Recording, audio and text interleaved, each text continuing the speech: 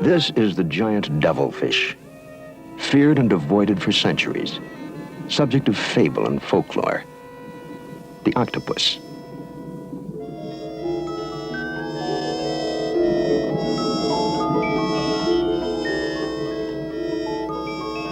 Because of his sinister reputation, few have dared to confront this legendary 8-armed monster of the deep.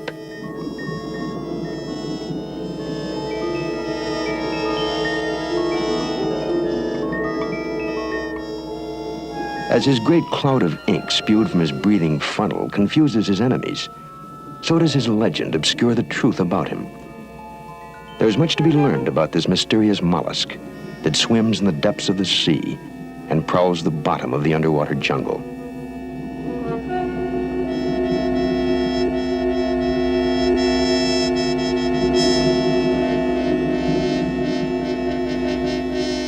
From the Pacific to the Mediterranean, Captain Cousteau and Calypso divers would now observe and photograph one of man's most curious contemporaries, the much maligned octopus, and seek the truth about this enigmatic cave dweller of the sea.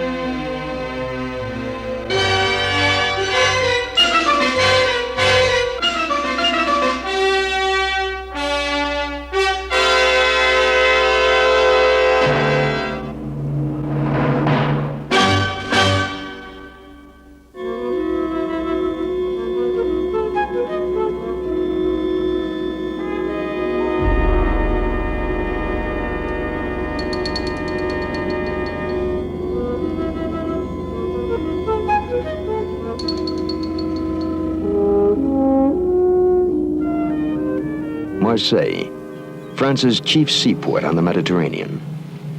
Espadon, Calypso's little sister, a fishing vessel refitted by Captain Cousteau as an auxiliary dive boat, leaves the old harbor and heads southeast, where the major phase of the study of the octopus will take place. Head diver Albert Falco discusses the venture with Frederick Dumas.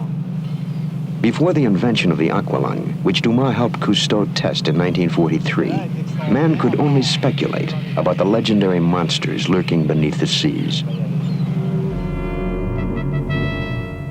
Artists and writers long depicted octopuses as gigantic, bloodthirsty creatures, powerful enough to crush ships. Dubbed devilfish, they were hideous of appearance, ferocious and hungry. Victor Hugo wrote, "The horrible tentacles are tough as steel, cold as night. The octopus draws you to him. Powerless, you feel yourself emptied into the horrible pouch, which is the monster itself. The tearing of the flesh is terrible."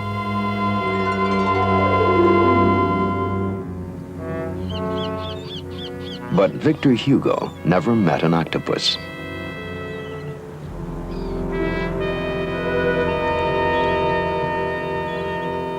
At Frioul Island, Cousteau's divers are ready now to seek the truth about this controversial animal and separate fact from fiction. Marc, là, ça descend assez profond, hein? Pas loin, oui. On peut descendre, voilà. Michel Deloy hands down his cameras.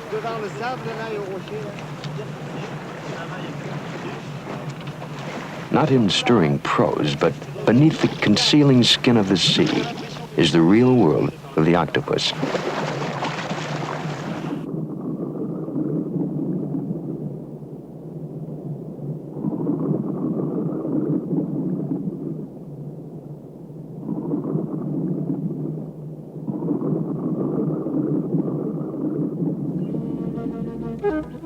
In the Mediterranean, the octopus has neither the proportions nor temperament of a monster.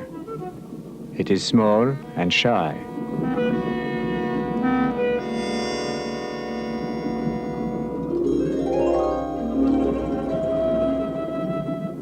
It flies away as might a timid bird and lands on a sunlit underwater hillside.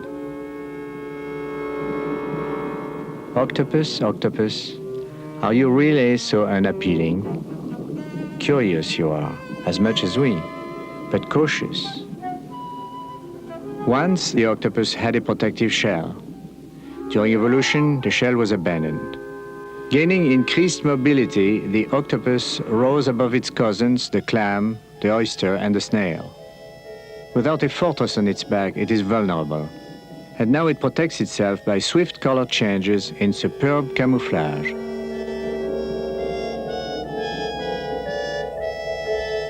Jacques is surprised by the animal's awareness, its extreme sensitivity, even to the anticipation of touch.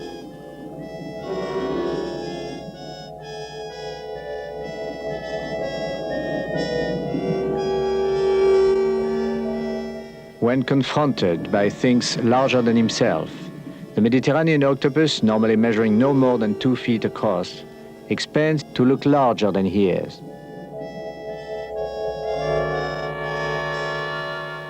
With this display, he seeks to frighten off jeunesses, or predators, in the often ruthless competition in the sea. To escape his enemies, the octopus needs speed and uses his breathing funnel for jet propulsion. He also needs sharp sight and has developed almost human eyes. Without these resources, with no skeleton or bones, the octopus would be a hopeless animal.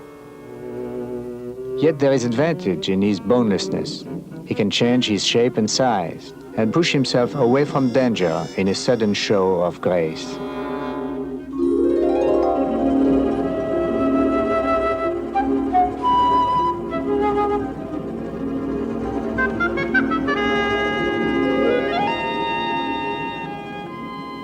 In the vast aquarium that is the world of the Mediterranean octopus, our divers are strangers. Because of the animal's shyness, we have not descended in force. By gently diving and swimming with them, we hope they will begin to accept us as appealing creatures.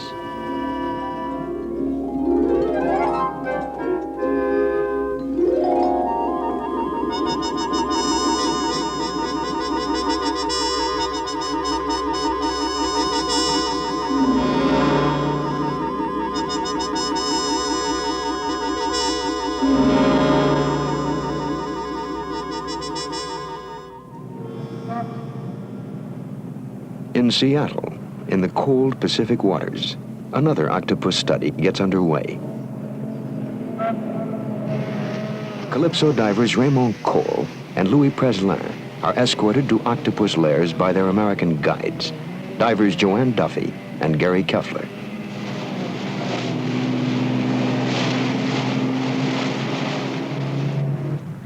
The octopus order comprises some 150 species, the smallest 1 inch long.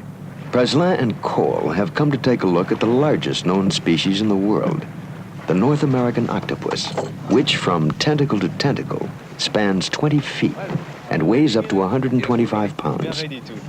Tell me, Joanne, what is the best way for catching the octopus? You've got to find a rocky area where you can look up inside the cracks and crevices of the rock and find them. And they hide in very small places in the rocks. Joanne, a diving instructor with a master's degree in fish biology, qualifies with the Calypso team. Gary, who has had long experience with the octopus, will captain the dive.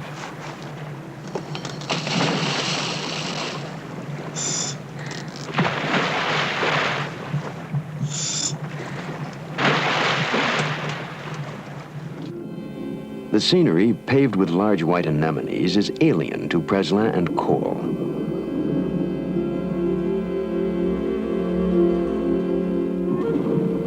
The terrain is familiar to Gary and Joanne.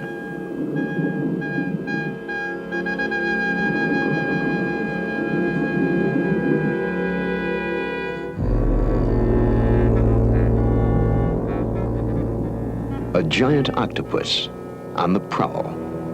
A cephalopod, an animal with his head on his feet.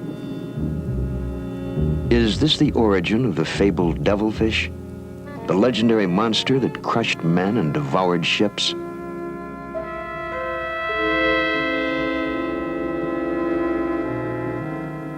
The men of Calypso will soon discover exactly how strong he is, precisely how dangerous. For here, he is no legend, he is real.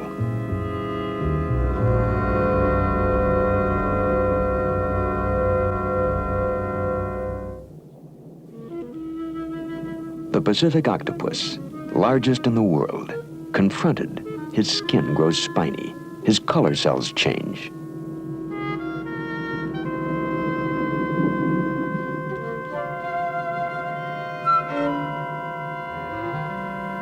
Joanne must grasp the octopus before he reaches his rocky lair.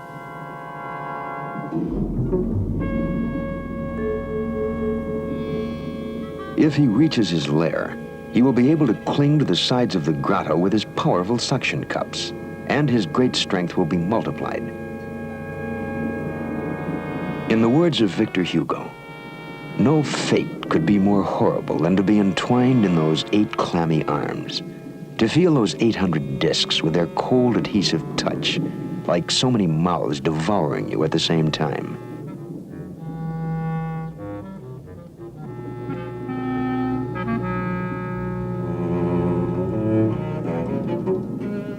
Gary has a greater problem with his octopus.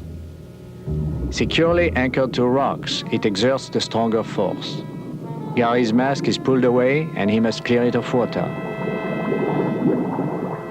The other octopus has underestimated the powers of a woman. For the moment, at least, Joanne has hers under control.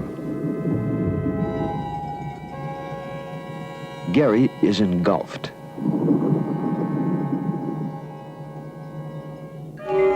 Victor Hugo, claws are harmless compared with the horrible action of this animal's suckers. The talons of a wild beast enter into your flesh, but with the octopus, it is you who enters into the creature.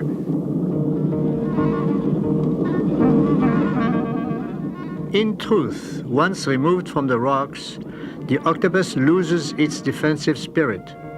It opens like a flower. Even a monster can be carried as easily as a bridal bouquet. Our divers now observe his horny parrot's beak, used to tear crab and lobster shells. A toxic saliva can be secreted by this narrow mouth, but the only octopus whose bite can be lethal belongs to a tiny species.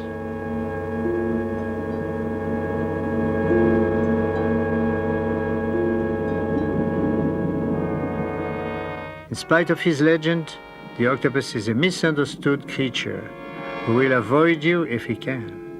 Matched in mid-water against a girl of experience, even the largest octopus in the world doesn't stand a chance.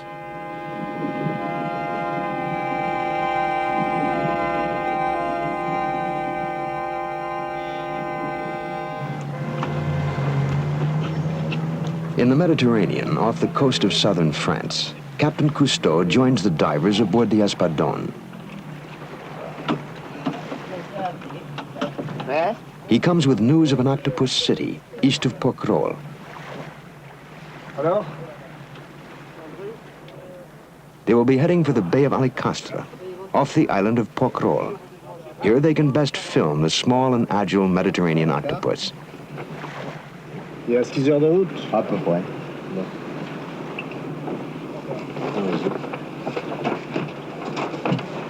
Alors, le poulpe a l'intelligence et la main, mais il n'a pas le langage.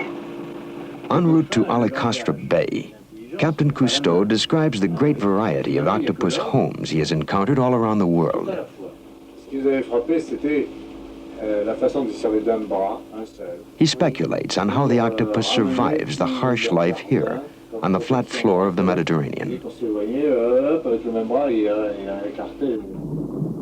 Jeunesse approaches a typical abode of the Mediterranean octopus. The animal has laboriously drawn rocks from great distances and piled them around a broken clay jar, within which he makes a home. When he does not find a ready-made home, like a narrow crevice or a shipwreck, the octopus must build his house around him. As man uses arms and hands, The octopus uses his arms and suckers to barricade the door.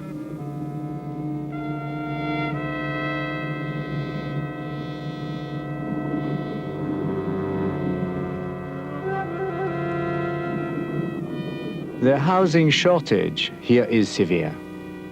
For the octopus, there are few natural fortresses against marauding groupers, conger or moray eels.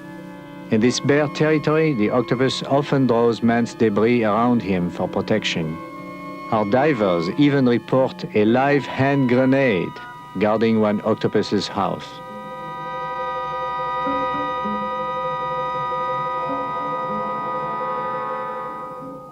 The octopus is a solitary creature, and for him, any refuge he can find is home, whether it be an amphora dating back to the Roman Empire or a symbol of today's civilization, a tin can. In his home, the octopus feeds on crustaceans or small fish. His favorite food is crab.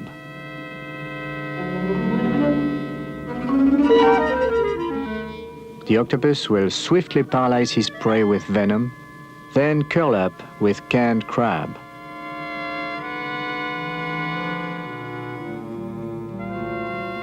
In the Mediterranean, the search for a home or for building material is constant. For many homeless octopuses, there is no haven at all on these open plains, but they continue to search in vain.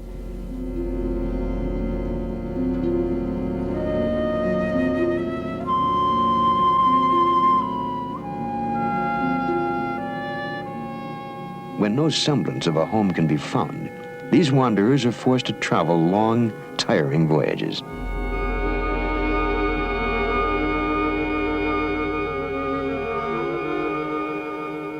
Because of the nature of its locomotion by jet propulsion through the breathing funnel in the middle of its body, the octopus swims backward. The leading edge is not the head, but the muscular mantle. Swimming backward, it has a blind spot, and it crashes a lot.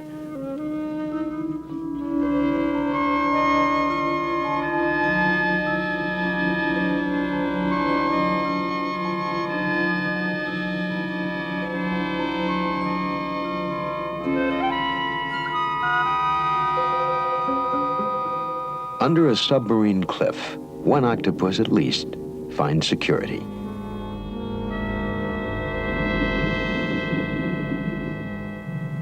The Espadon travels past the Chateau d'If of Count of Monte Cristo fame. Observed from this ship, a Mediterranean fisherman in age-old tradition, setting his pots for octopuses. Now, throughout the world, cephalopods are an important food source. The annual harvest is grown to over 1 million tons, 1 pound for every human on Earth.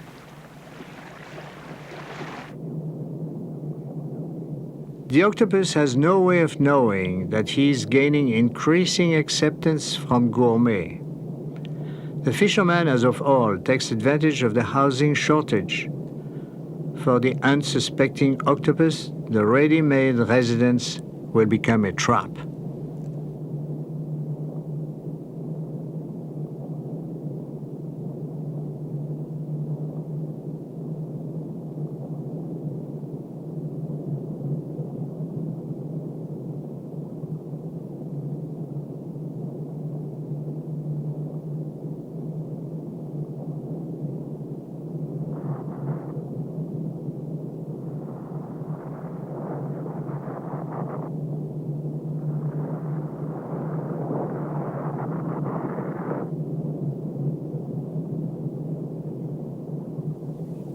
For centuries, octopus fishermen have employed the most humane means to kill their catch. An expert bite at the nerve center between the eyes kills the octopus instantly. That is not the humane fate this octopus has looked forward to. It prefers not to end up with its fellow octopuses in a Mediterranean marketplace.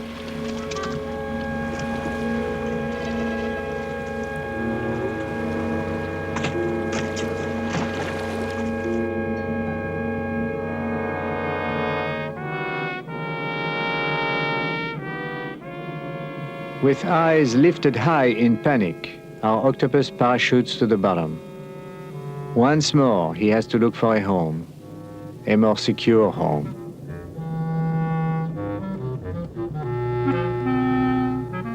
He is fortunate, he finds an amphora. However, the ancient jugs are usually already occupied.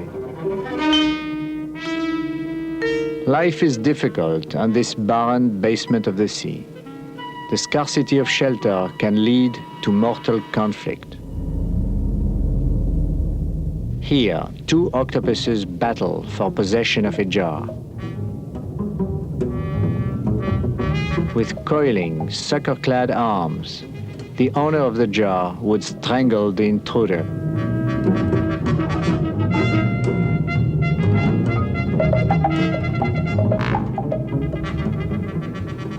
The owner of the jar thrusts an arm into the intruder's breathing aperture to choke off his oxygen supply.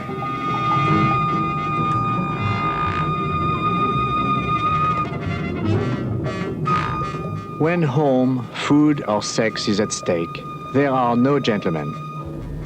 The gentle octopus can become a fierce octopus.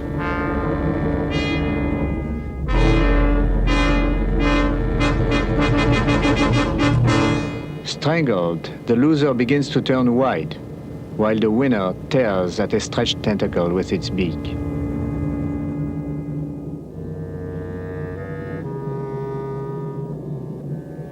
The victor will hold its blanched and motionless opponent in a death grip until it expires.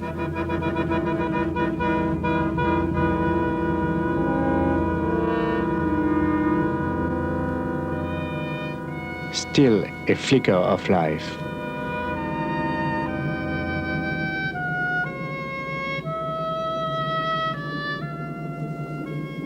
There comes a point where we cannot remain passive observers of the merciless life and death struggle.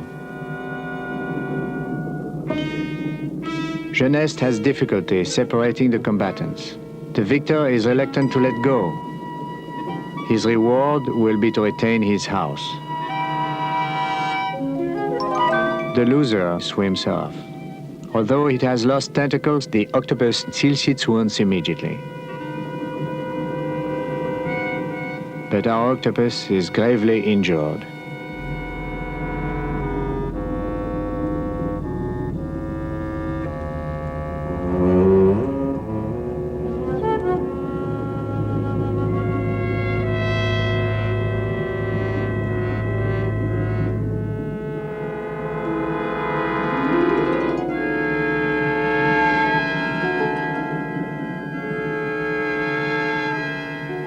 Ironically, for our battle-weary octopus, it is man's underwater litter that provides a refuge and a home.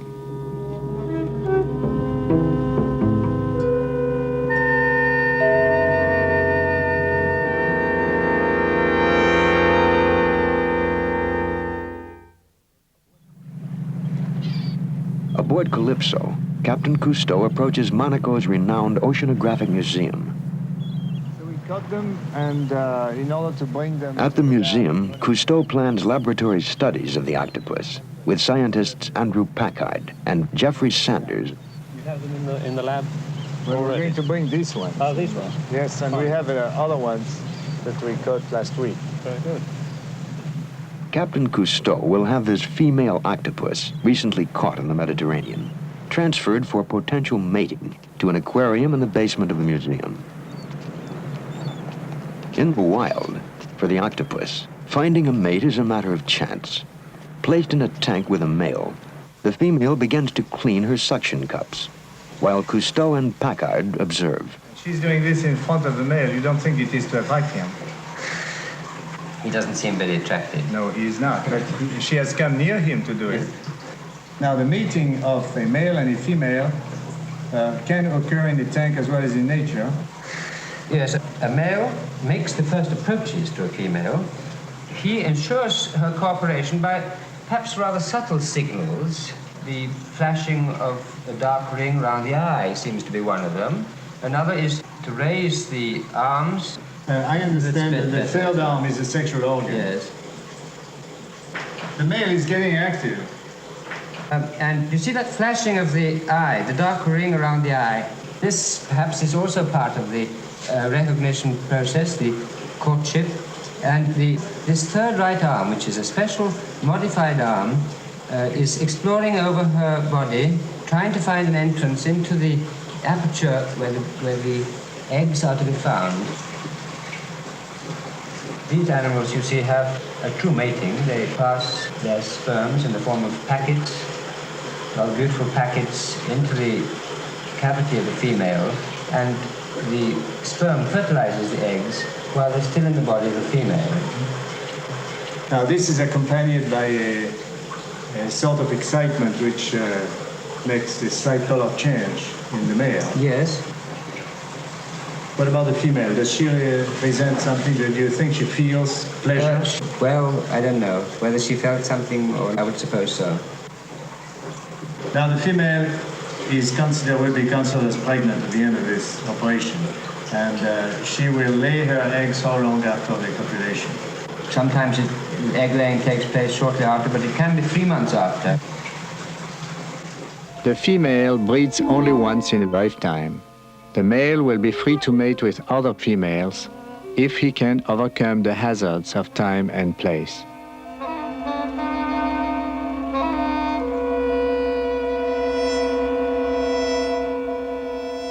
The coupling terminated, the female will reject the male as she becomes solely concerned with the brood she is to bring to life.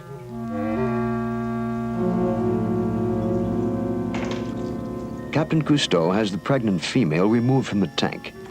She will be returned to the floor of the sea to hatch her eggs in the environment in which she was found.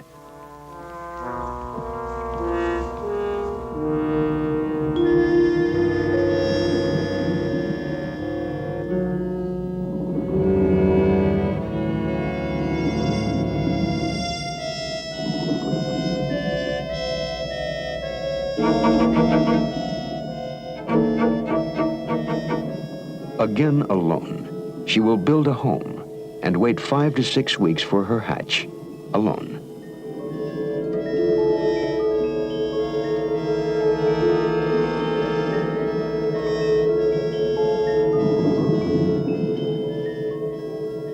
Periodic inspections reveal the female's eggs are maturing. She has glued her thousands of eggs to the ceiling of her nest, where they now hang down in clusters like ripening grapes.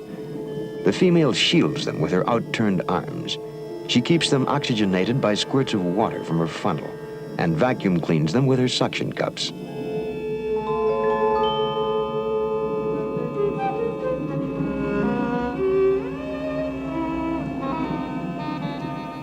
Jacques offers her a fish to see if she will eat, for the female octopus stops foraging when she is brooding her eggs. Meanwhile, small fish outside her nest wait to gobble up the firstborn.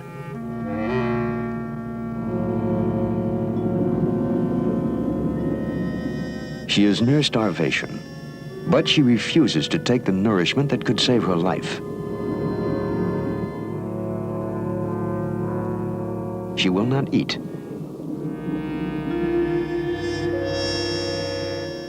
One scientist believes she instinctively refuses food because food remains might contaminate her eggs.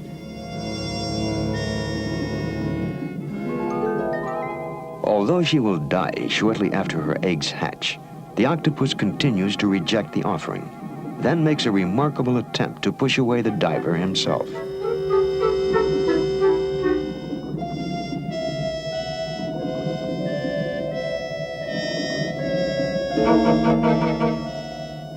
It is unusual for an octopus to leave her eggs, but now pushed to extraordinary courage in their defense, she attacks the diver.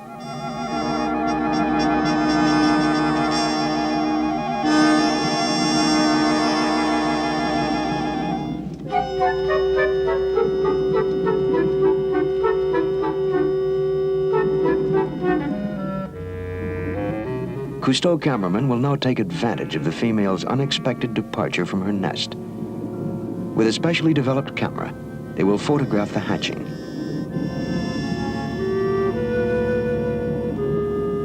Michel Delois removes a single strand of eggs. Through nature's overabundance, each of approximately 50 clusters contains up to 4,000 octopus embryos. It is for the massive hatch that the small fish wait.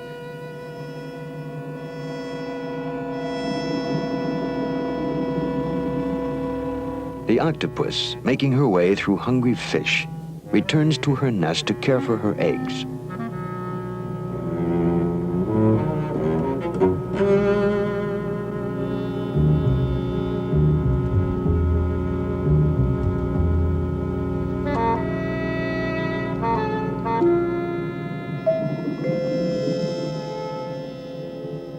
To film the birth of the octopuses, new techniques for undersea microscopic filming are developed at Cousteau's Center of Advanced Marine Studies in Marseille.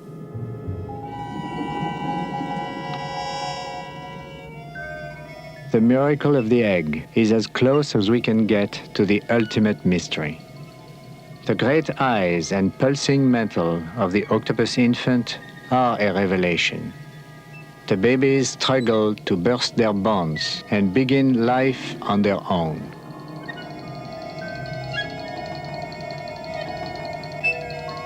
Octopus, octopus, translucent forms duplicating that of your mother. Your mother now dying, but blowing her young out of the nest, releasing them to the world, never to see them again.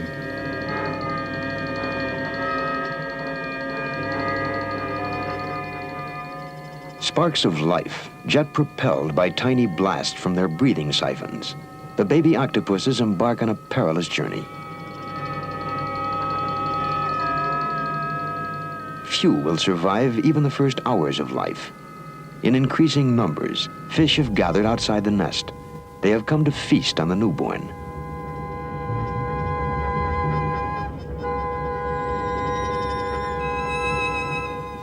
Octopus, octopus, your babies are dying.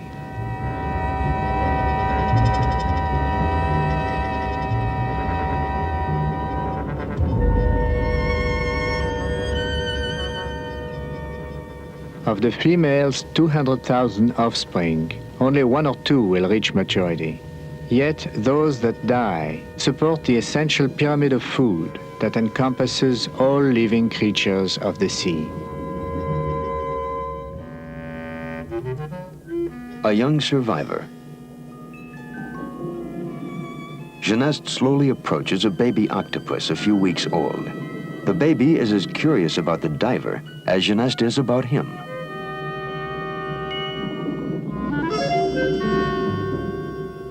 His movements may be jerky, but he is already a master of camouflage.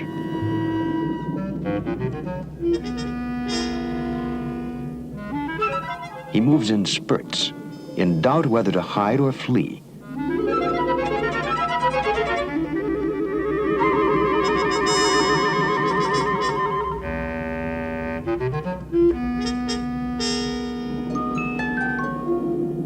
Increasing his weight by 20% a day, he has successfully survived a drifting planktonic existence. Now he's a real octopus, confronted with the problems of freedom.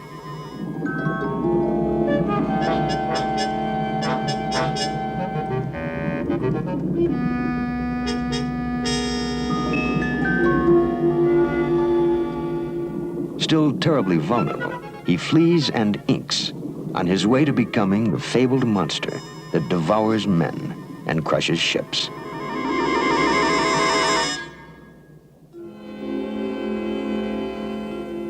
On the floor of the Mediterranean, an octopus approaches a windfall, the catch in a fisherman's net.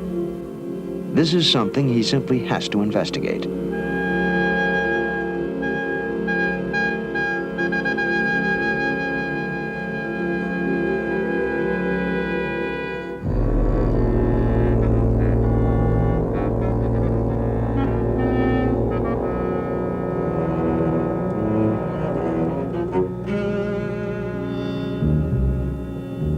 The fisherman's net was dropped near the octopus home by chance. But is the octopus capable of learning by experience? And how does he learn? Is he capable of creating his own opportunities? consciously? And is this intelligence? These are questions that scientists have been asking about the octopus, as in laboratories they conduct experimental work on the psychology of the animal. Dr. Jeffrey Sanders is a specialist in octopus learning and memory. At Monaco Oceanographic Museum, Captain Cousteau and Dr. Andrew Packard joined Sanders in a demonstration of octopus learning. This is a higher animal. It's one of the three main groups of higher animals, the vertebrates, of course, to which we belong, and insects, which we're also quite familiar with, and these cephalopods. This brain, compared, for instance, with the brain of a bee, has perhaps 1,000 times as many cells, 500 million cells. That's about 100 times less than we have, right? About, yes. And shall we see how it behaves to a shape? This is a black circle then. Introduce the black circle. Well, as soon as look at that, God. a very rapid attack and a fish reward. He's taking the fish now. So he's trained to respond to the black target. He's had some training to respond to black, yes. It's amazing. They're very strong animals. Sometimes they don't like to let go of the target.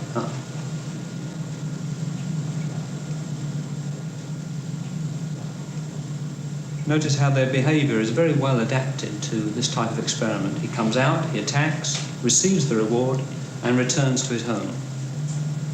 Let's try with the white shape. With the white, yes. And this time, if he attacks the white shape, I shall give him a small electric shock. As a punishment? As a punishment.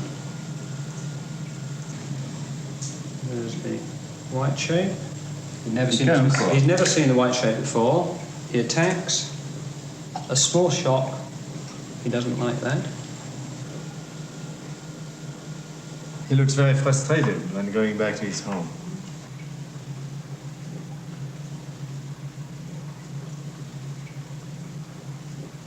We present him again with the black Dr. shape. Sanders again presents the black circle.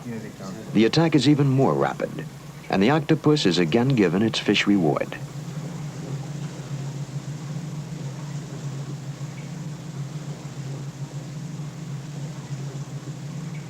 Another circle, but this time white. And we want to train the animal not to attack the white. Hey, he hesitates. Do you see? He hesitates, but then he's already had one shock for attacking the white shape. He's very intelligent. Maybe. The way I feel. He's very smart, let's say. And very smart. No, he doesn't want it. Short term. That's very good. You're very smart.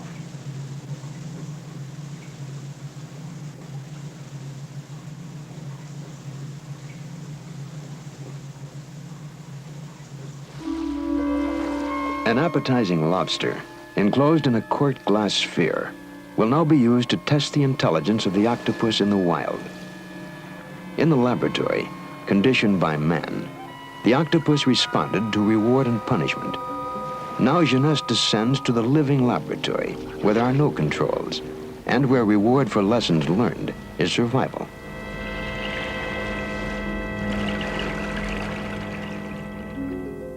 Jeunesse presents a young female octopus with a problem.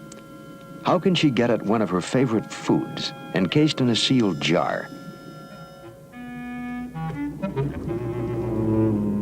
She would immediately pull the lobster into her lair, but unexpectedly encounters glass.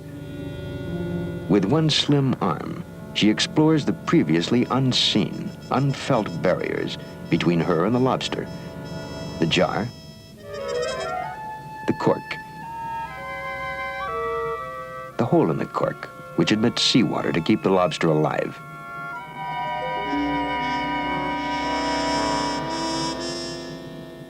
For the octopus, it is a completely new and perplexing experience.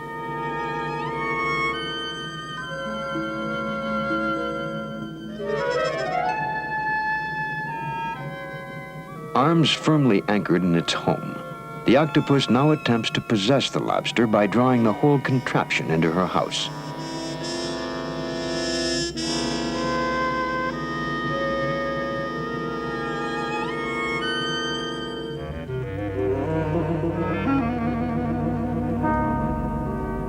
It unfortunately doesn't fit.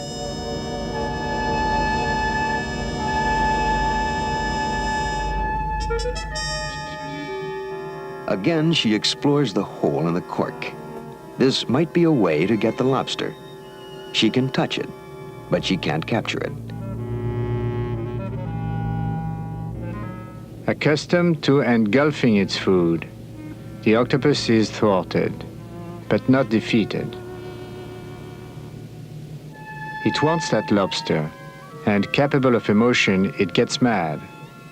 Its respiration is faster, and its heartbeat too.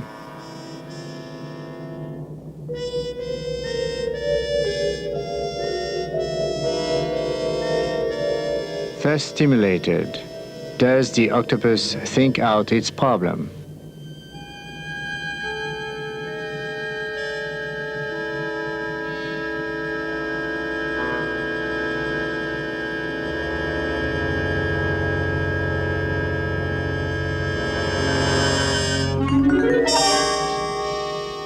In actual time, it took the octopus 3 hours to solve its problem. Certainly, trial and error were involved, but in the end, was it luck or logic that removed the cork? All we can say is that the octopus did remove the cork.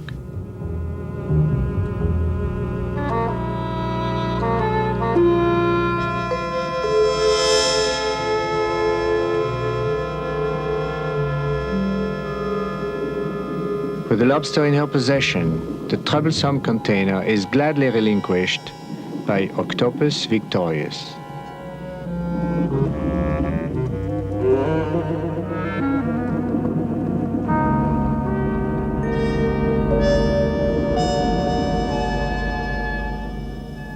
Jeunesse descends to the home of the young female octopus, which has by now grown to know him well.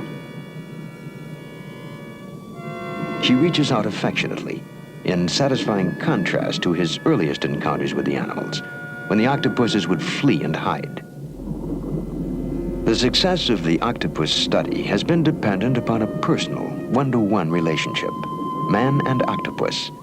And in farewell, they may evaluate each other now.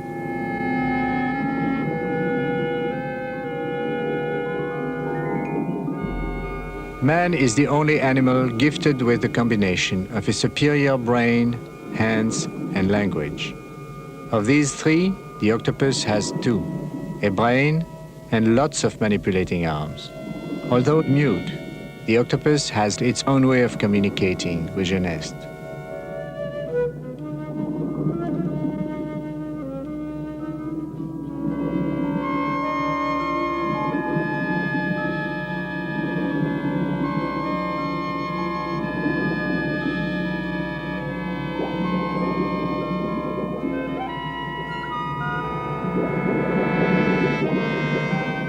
The octopus is today still undergoing rapid evolution.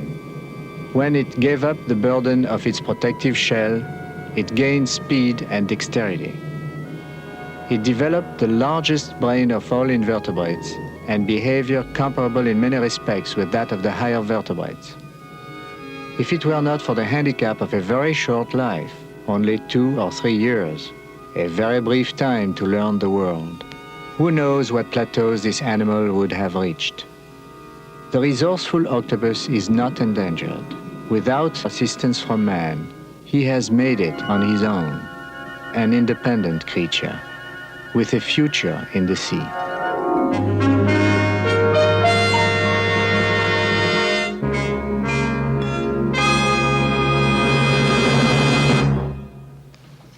At Lindero Canyon Middle School, Agora, California, young people have been learning what the octopus is really like. Captain Cousteau visits the school. You know, I brought you some very unusual pictures of octopus. Look at this one, baby. It's a giant octopus from 20,000 leagues under the sea. And Eric, look at that one. Is that frightening? Yeah. And the poor diver, what happens to him? And this man with a knife trying to save his life? But the worst, of course, Nicky, is the giant octopus that catches an entire ship, crushes it, and push it down to the bottom of the ocean. Now, do you believe that? It's true, all these stories? No, I don't. You don't? So this octopus here is friendly, Debbie. Would you like to shake hands with him? Do you think it would be agreeable? It would be nice? I don't know. It might be pretty gushy. Let's try, huh? Can we, Jim, can we... From Pacific Tidal Pools, teacher Jim Smith has brought small octopuses into the classroom for study. She's got plenty of hands to shake with, Deb. So Yes? have her say hello with one. Say hello. There she is. Okay, that's... Here. She's a friendly girl. How does it feel? Not bad. Is it cold? Take an arm in your hand. How is it? It's gushy and it sticks.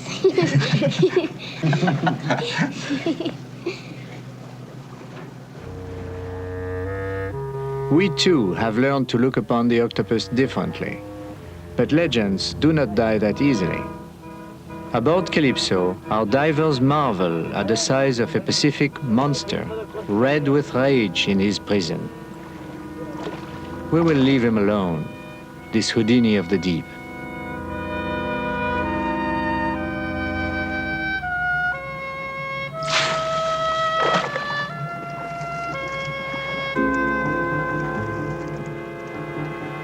He is an escape artist, without a bone in his body.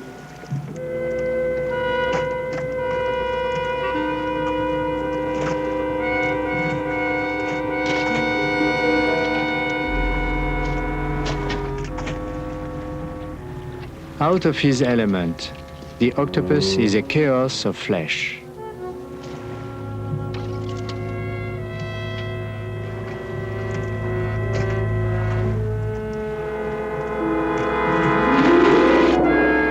Back in the order of the sea, he himself is reborn to order, to life, grace, and beauty.